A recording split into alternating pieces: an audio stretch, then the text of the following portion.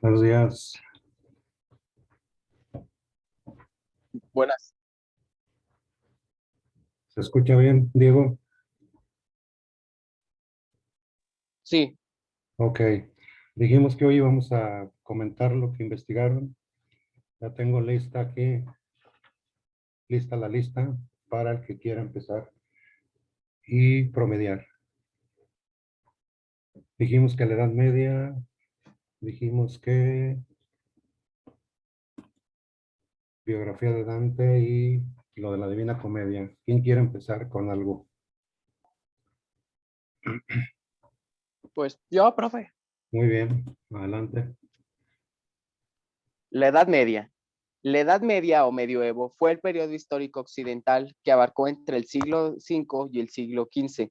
Su inicio se situó en el año 476, año de la caída del Imperio Romano, hasta el 1492, el año del descubrimiento de América. Al ser una época que duró 10 siglos, esta fue una gran etapa de transición en todos los ámbitos. Se sustituyó el sistema esclavista por el feudal, desapareció la ciudadanía romana y la definición de estamentos medievales, se dispersó el poder y hubo cambios en la ideología, abandonando las creencias romanas por la fe cristiana y o islámica. Muy bien, ahorita comentamos. ¿Alguien más que quiera sus puntos para el examen? De lo que quieran leer. Edad Media, biografía, contenido de la Divina Comedia.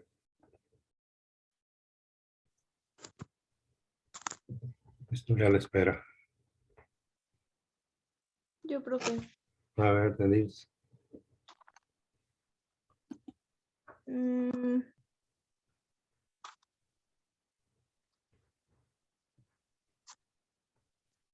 Dante Alighieri es considerado padre de la lengua italiana y junto con William Shakespeare y Miguel de Cervantes fueron grandes de la literatura universal. Nació en Florencia en 1265 y murió en Ravenna en 1321. Su madre fue Bella degli Abad, murió cuando él tenía menos de 10 años de edad. Su amor verdadero fue Beatriz Partinar, aunque fue un amor platónico. Se conocieron cuando tenía 9 años, pero nunca intimidaron. Beatriz murió en 1290, sin que Dante le confesara su profundo amor, y Beatriz sería una figura protagónica en su Divina Comedia. Era su crush. Ya existían. La vio de cerca una vez y de la emoción se desmayó Dante Alighieri al ver a su amada Beatriz muy cerquita de él y se emocionó. ¿Quién sigue? ¿Quién sigue? ¿Quién sigue? Ahorita pueden opinar los que ya leyeron o vayan leyendo, pueden volver a opinar, a leer y a comentar, no hay problema. Estoy haciendo promedios. Pues otra vez yo, maestro. Ya. A ver, Diego. La Divina Comedia es una poesía épica escrita por Dante Alighieri entre el año 1304 y 1321. La Divina Comedia representa un compendio de la cultura y el conocimiento medieval. Esta se divide en 3 capítulos y estos capítulos en cantos. El primer capítulo, conocido como el infierno de Dante, es el espíritu del poeta Virgilio, quien guía al peregrino a través de los círculos del infierno, donde se castigan a los pecadores debido a sus vidas liberales, todos estos presenciados por Virgilio y el peregrino. Posteriormente pasan al purgatorio. El peregrino conocerá las almas de aquellos que esperan ascender al cielo. Aquí las almas de los que serán salvados hacen penitencia y por sus pecados.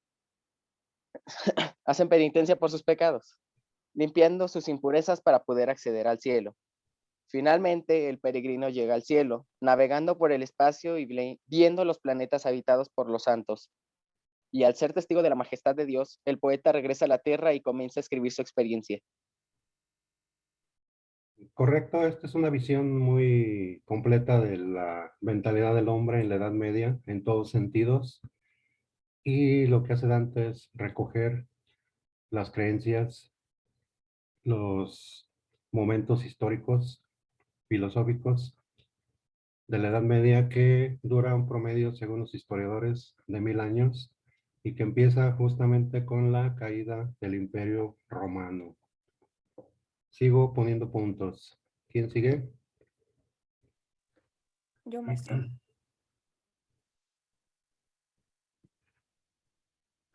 Otro lector. Yo, maestro. Muy bien. La Adelante. Divina Comedia relata el viaje de Dante por el infierno, el purgatorio y el paraíso, guiado por el poeta romano Virgilio. El poema comienza con el encuentro de Virgilio con Dante, que se ha perdido en una selva y tropieza con bestias salvajes. Virgilio le confiesa al poeta que ha venido en nombre de Beatriz, una dama virtuosa, y lo conduce por un largo camino de redención que comienza en el Averno. Sí, ahí las figuras centrales son Virgilio y Beatriz. Obviamente Dante, ¿no? Que es el que hace el recorrido en lo que hoy llamaríamos infierno. Antes eran el mundo subterráneo. Muy bien. Siguen los puntos. ¿Quién más? Después me dicen, ¿por qué me puso tanto? Pues no participó.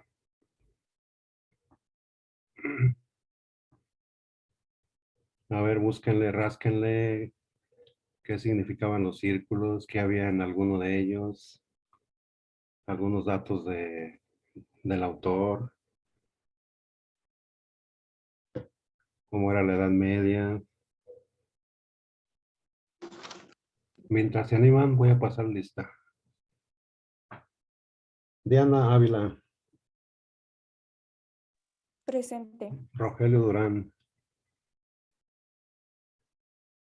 Rogelio Ayala, Presente. Daniela Flores, Diego Arturo Frausto. Presente. Presente, maestro. ¿Mandé? Presente, profe. Sí. Ángel, Fabián, Ángel.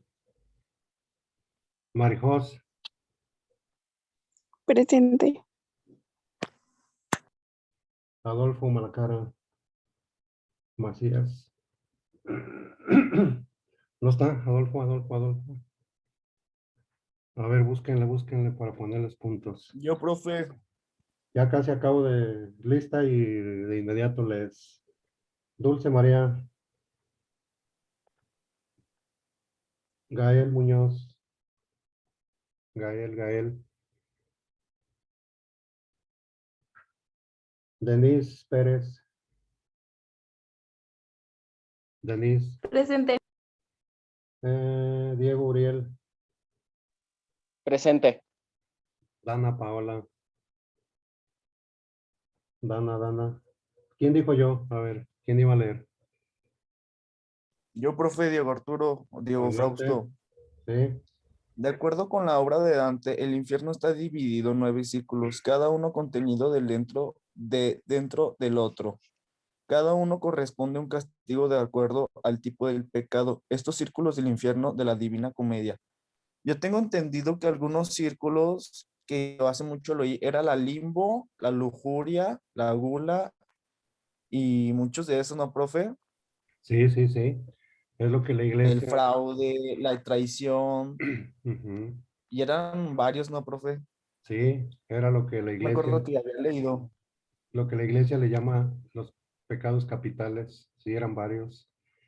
Los violentos, los asesinos, los glotones, los lujuriosos.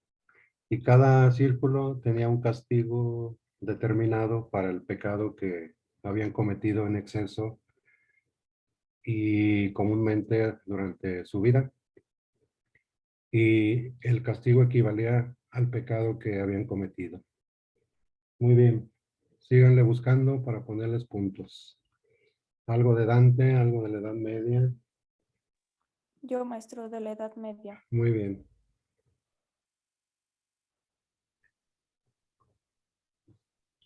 Adelante.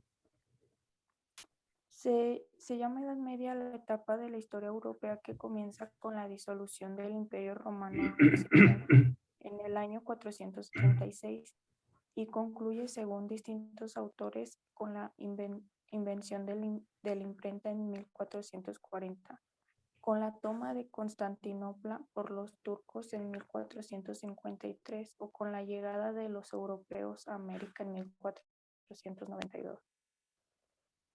Así es, cuando llegan los portugueses, españoles y después llegan holandeses y demás. Y cuando termina la Edad Media, inicia una nueva etapa en el hombre que se llama el Renacimiento, que es lo que vamos a ver ya, si Dios, para el último parcial, cómo fue la literatura renacentista. Cuando la Edad Media termina y se abre una nueva etapa en el hombre, renacer. Eso significa renacimiento. Muy bien, sigue la lluvia de puntos. ¿Quién más? Yo, profe, también de la Edad Media. Muy bien. Es una etapa que se caracterizó por suponer un gran cambio para Europa y el área del Mediterráneo. El poder político se disgregó, se hizo mucho más complicado. El feudalismo o sistema feudal sustituyó el sistema de esclavitud y el conocimiento clásico quedó en el olvido o al alcance de una minoría. Así es, el conocimiento clásico fue lo que hicimos en el primer parcial, el estudio de las culturas griega y latina, que dijimos que todavía se conoce como cultura clásica hasta la fecha, y queda en el olvido para dar lugar a una nueva forma de escribir y de pensar. Lo que pasa es que en la Edad Media hubo una gran cantidad de guerras de carácter político y religioso. Unos apoyaban al Papa, otros al emperador, y se inician dos bandos contrarios. Dante participa activamente en esas guerras por cuestiones político-religiosas. Acuérdense que en aquellos días los religiosos, cardenales, obispos, etcétera, también eran dirigentes políticos, también gobernaban como si fuera hoy un alcalde, un presidente municipal. Entonces estaba muy mezclada la cuestión política con la religiosa y no se podían desprender ambas porque era como una moneda, las dos caras de la moneda no se podían separar, y eso originó una gran cantidad de peleas. Y también Dante en su obra, no nada más en la Divina Comedia, lo refleja, porque él fue también un militante activo en estas guerras, incluso fue desterrado por sus pensamientos políticos. Muy bien, ¿alguien más que quiera puntitos? Yo, maestro, Ujú. del limbo sobre los 9 círculos. Sí. Limbo, espacio para aquellos que han sido buenas personas en vida pero no recibieron el bautismo, lo que les impide entrar en el cielo. Su castigo era el deseo nunca satisfecho de querer conocer a Dios. Algunos ilustres moderados son como Homero, Aristóteles, Platón y Averroes. Sí, es que, ¿por qué ellos? Porque nacieron y vivieron antes de Cristo, entonces todavía no alcanzaban los sacramentos como el bautismo, etcétera. Y en el limbo están las almas puras. Todavía la palabra limbo se refiere a, por ejemplo, los niños que nacen y mueren sin ser bautizados, que no alcanzan a hacer el bautismo por cuestiones determinadas, pero en su inocencia infantil, como no hay pecado, quedan en el limbo una vez que mueren porque no fueron bautizados, pero no fue la intención no bautizarlos, sino el tiempo, determinadas circunstancias lo impidieron. ¿Quién sigue? Profe, pero en sí no es como un castigo, o sea, es como una línea, ¿no? O sea, no están en el infierno, pero tampoco están en el cielo, o sea, no es como un castigo o sí se considera castigo. No, así como un stand-by, como un estado de entre azul y buenas noches. Ni te castigo porque no obraste mal, ni te premio con el cielo porque pues no recibiste los sacramentos, pero no fue culpa tuya porque pues naciste antes de que se instauraran por parte de la iglesia y antes de Cristo naciste, por lo tanto no conociste la doctrina cristiana, entonces es un stand-by así entre ni te castigo ni te premio absolutamente con el cielo. Y ahí está. Y también el purgatorio es otro intermedio. No te castigo durísimo porque tus pecados no fueron tan graves, pero tampoco entras al limbo porque sí cometiste algunas fallas. Y la iglesia dice que la gente que reza por las ánimas logra salvar a algunos o a los que se le reza, dice la iglesia católica, y consiguen salir del purgatorio para alcanzar el cielo. Muy bien, otra u otro lectores, sigo poniendo puntitos. Yo, profe, A ver. Adelante. le voy a leer el sexto círculo, que es la herejía. En este círculo son condenados a arder en una llama eternamente de la que no pueden escapar los herejes, aquellos que cometieron brujerías o aquellos que estuvieron relacionados con rituales o sectas satánicas. Muy bien. Es que en la Edad Media hubo mucha proliferación de estas prácticas. La brujería, el satanismo. En Europa, ¿verdad, maestro? ¿Perdón? En Europa se quemaban muchas brujas, que Sí. se pretendía que Adelante. cuando las metían al agua y si flotaban eran brujas y se iban para abajo, pues no eran brujas, así las hacían, ¿verdad? Sí, incluso había unos castigos muy, pues, absurdos. Les arrimaban una recipiente con aceite hirviendo y les decían, meta la mano. Si no se quema, es inocente. Si se quema, es una bruja o brujo. Pues obviamente se iba a quemar. O sea, la carne responde al fuego. Pero esto era ya con la intención de castigar a determinadas personas.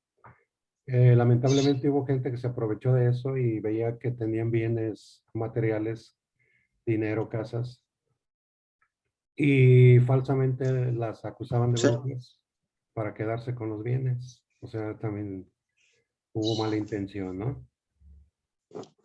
Murieron 300, creo que, si no recuerdo, 300 y algo Sí, las quemaban incluso brujas en una... en la hoguera. Había hogueras donde las quemaban con leña verde. ¿Por qué leña verde? Por dos motivos. Uno, porque arde la leña verde con más lentitud y eso provocaba más sufrimiento. Y la otra porque despega un humo muy denso que era doble castigo. Por un lado, se estaban quemando y por otro, dificultad para respirar. Entonces, Pero antes de que las quemaran, las hacían sufrir para que soltaran como que sí, la verdad, pero sí, había cárceles pero secretas y ya existía la tortura. Incluso hay exhibiciones en ciertos museos de aparatos de tortura. No sé si han visto en películas o algo, documentales de los aparatos que usaban para torturarlos. Les estiraban los sí. huesos, les rompían los pies. Una que usaban en los dedos, ¿verdad? Así es. Por ejemplo, una en los dedos era con fuego provocarles ampollas terribles y luego obligarlos a caminar cierta distancia con los pies llenos de ampollas todavía al rojo vivo. Si una piedrita que traemos en un zapato caminando nos produce malestar, ahora imagínense llenas de ampollas en carne viva y obligarlas a caminar distancias más o menos considerables, incluso dentro de la misma celda. La otra, la del embudo, los acostaban y les daban agua, agua, agua hasta que reventaban literalmente. Entonces eran castigos durísimos. Sigue la lluvia de puntos. ¿Quién más?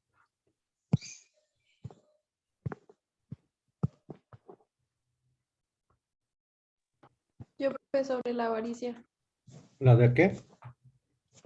La avaricia Adelante. fue la perdición de quienes acabaron en el cuarto círculo, tanto los avaros que acumularon riquezas como los pródigos que las derrocharon. Ambos fueron castigados a arrastrar grandes pesos de oro en dirección contraria, con el consiguiente enfrentamiento. Sí, son los dos extremos, el avaro que no dispara ni en defensa propia y el pródigo que es el que le quema el dinero en cuanto lo gana o obtiene, ¡pum!, lo dilapida, lo gasta, a más no poder. Y también existía ese castigo para esos dos extremos, el que atesora y el que desperdicia. Muy bien. ¿Alguien más quiere puntito? Yo, maestro. Muy bien. La violencia. Violencia. A partir de este nivel se encuentran todos aquellos que han vivido entregados a la malicia, equiparable a la bestialidad representada por Minotauro que custodia la entrada. Así es. ¿Quién se acuerda que era el Minotauro? Una bestia humanoide de un toro Ujú. que fue creada de un toro y una humana que quería tener un hijo pues fuerte, pero creó un monstruo y lo hicieron un laberinto para el monstruo y les daban de alimento pues a personas y pues llegó un héroe y lo mató. Así es, el que entraba a ese laberinto literalmente ya no salía, ¿verdad? Era una muerte segura por parte del Minotauro, mitad hombre y mitad toro. Y es otra de las figuras mitológicas muy conocidas en el mundo de la literatura griega, que dijimos una vez, los romanos se la piratearon y nada más le cambiaron el nombre a los dioses, pero en esencia fue la misma. Muy bien, muy bien. ¿Alguien más? Vamos bien, vamos. Profe, la Sí, violencia se divide en tres, ¿no? Que yo recuerde. a ver. Creo que, es que yo me acuerdo que era violencia contra persona ajena, violencia contra uno mismo y violencia contra Dios, ¿no? Algo así era. A ver si no, Sí, ahorita lo busco. sí, sí, sí. Es que esa etapa fue durísima, ya lo dijimos, eran guerras constantes, agresiones, invasiones a feudos, así se llamaban las ciudades pequeñas en la Edad Media, y arrasaban, violaban, quemaban, saqueaban. Y estaba peor en Japón, ¿verdad? ¿Mande? Estaba peor en Japón que peleaban por unos territorios muy pequeños. Sí, pues es que Japón es una cochinadilla. Vamos, imagínate, caben un promedio de 25 Japones en nuestro país. Mete 25 Japones en México y caben. Es que Japón es un regadero de islitas. Ese es Japón. Y Y pues se peleaba por cachillos muy pequeños y eran muy sangrientos, ¿verdad? sí, de hecho, son de los, por ejemplo, en la Guerra Mundial, pobre del que caía en manos de los japoneses, eran expertos en torturas terribles a los prisioneros. Torturas que iban perfeccionando porque Japón es un pueblo junto con China que tiene cientos y cientos de años practicando la guerra. Entonces, pues tenían técnicas muy refinadas para torturar y decían que era pobre del soldado o el prisionero que caía en manos japonesas porque era un sufrimiento terrible en los castigos y torturas. ¿Quién sigue? Por eso muchos países de Asia le tienen así como su terror o su respeto a Japón. Aparte, eran, acuérdense de los samuráis y todos esos soldados guerreros que daban la vida así, así, así por el emperador. Incluso ellos para no caer en manos prisioneras porque sabían que los... Hacían el Senpaku, ¿no? El ¿Dónde? Senpaku. Se hacían el Senpaku, si más, creo que lo estoy diciendo mal, que se metían el cuchillo y pues lo tenían que doblar, pero para Sí, no caer en manos enemigas, o sea, el jefe, pues el jefe del territorio para que su pueblo viviera en paz, pues tenía que pues, dar su cabeza. sí, sí, sacrificarse. Sí, se suicidaban antes de caer en manos prisioneras enemigas. Muy bien. ¿Alguien más? Profe, ya encontré el de violencia el que le dije. A ver. A ver, séptimo círculo, violencia. El círculo de violencia se puede dividir en tres recintos, a saber, violencia contra persona ajena, violencia contra uno mismo y violencia contra Dios. En el primer recinto se condena a los... Ay, ¿qué le piqué? Ay, espérame, profe. Sí, sí. El primer recinto se condena a los asesinos y homicidas. El segundo recinto nos encontramos con los suicidas, los cuales son convertidos en árboles en el bosque de los suicidos. No pueden tener alma debido a que les están prohibiendo poseer algo que arrebataron a sí mismo. En el tercer recinto, los violentos contra Dios, contra la naturaleza, el arte y contra Dios. Sí. Y por ejemplo, en esa época y posteriores, pobre del que se suicidaba, lo veían como una ofensa directa contra Dios porque decían, Dios te dio la vida y no tienes derecho a quitártela. Entonces, cuando se suicidaba alguien, le sacaban los ojos, le sacaban el corazón, lo navajeaban, lo enterraban en un hoyo allá en una región horrible y de espaldas, o sea, boca abajo, porque había rechazado el cielo a Dios y era violentado el cuerpo terriblemente de los que se suicidaban. Y hoy la iglesia ya ha cambiado esa postura. Dice, por ejemplo, la iglesia que una persona que se suicida en una milésima o en un segundo antes de morir puede arrepentirse y con ello obtener el perdón. Por ejemplo, hay gente que se suicida pero está agonizando, o sea, no se muere de inmediato. Entonces, en un momento así de arrepentimiento, dice la iglesia, puede obtener el perdón y ya no se practican esas cosas terribles que sufría el cuerpo de un suicida en épocas pasadas. Muy bien, ¿algo más? Pues yo, Sí. profe, ya para tener las tres. Muy bien. El de Dante Alighieri. Dante Alighieri fue un poeta protista, teórico de la literatura, filósofo y pensador político italiano. Es considerado una de las personalidades más importantes de la literatura universal.